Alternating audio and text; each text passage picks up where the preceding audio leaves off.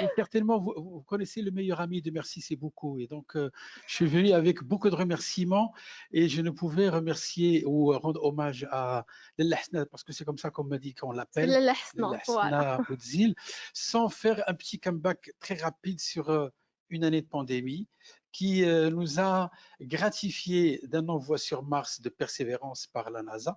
Mais je pense que nous avons aussi notre persévérance au Maroc et c'est aussi quelque chose qui est arrivé au mois de mars.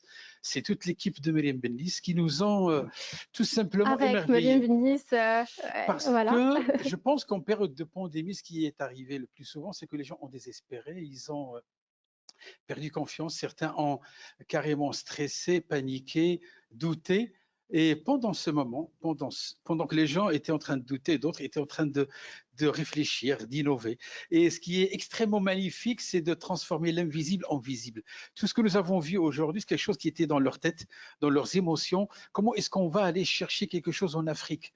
Comment est-ce qu'on va aller chercher les couleurs africaines pour faire un tissage de liens, de sens, de communauté? Comment est-ce qu'on peut rendre hommage sans aller chercher pratiquement ce qu'il y a de beau en Afrique, cette sérénité africaine, c'est cette âme africaine qu'on a réinvitée ici au Maroc pour réinventer pratiquement non seulement la fonction achat dans sa dimension de performance ou d'optimisation ou d'innovation, mais je pense la fonction achat dans sa relation humaine.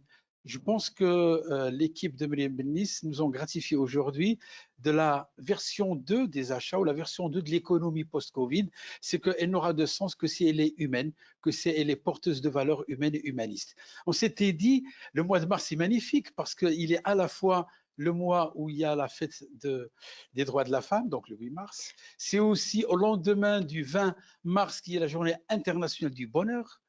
Et donc, c'est aussi au lendemain du 22 qui est le lancement du printemps.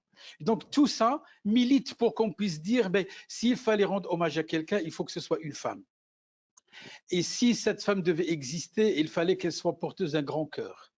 Et si son cœur ne suffisait pas pour embrasser toute la beauté du vivant, je pense qu'on avait trouvé. Myriam m'avait dit, bah oui, aussi, elle est connue et on la connaît, on l'aime bien. Elle est là, elle existe, elle est au Maroc, elle est fédératrice des énergies. Elle a été une des premières femmes marocaines ingénieures dans les mines, c'est-à-dire cette capacité d'aller au plus profond pour sortir le meilleur et l'offrir en beauté aux autres. Il n'y a que c'est ça. Elle a On n'est pas été loin. aussi celle qui a, je pense, milité pour l'égalité et l'équité homme-femme au sein du grande institution marocaine qui est l'OCP. Ce n'est pas quelque chose de facile. Et quand on le fait, et quand on garde beaucoup d'humilité en soi, l'avenir de l'homme, c'est la femme, mais l'avenir de la femme, c'est le monde qui doit être coloré avec toutes les couleurs africaines, humaines, et qui sont celles qui transparaissent au travers de ton cœur, l'Asna. Et donc, sous vos applaudissements, ceux qui sont là, mais avec beaucoup de sourires, ceux qui nous Également ceux suivent qui nous regardent. voilà, en distanciel, faites un grand sourire parce qu'on va appeler l'Asna Boudzi pour lui rendre un hommage. Exactement. Alors les uns, c'est L'Hasna, fou, je vous ouais, en prie. bien sûr.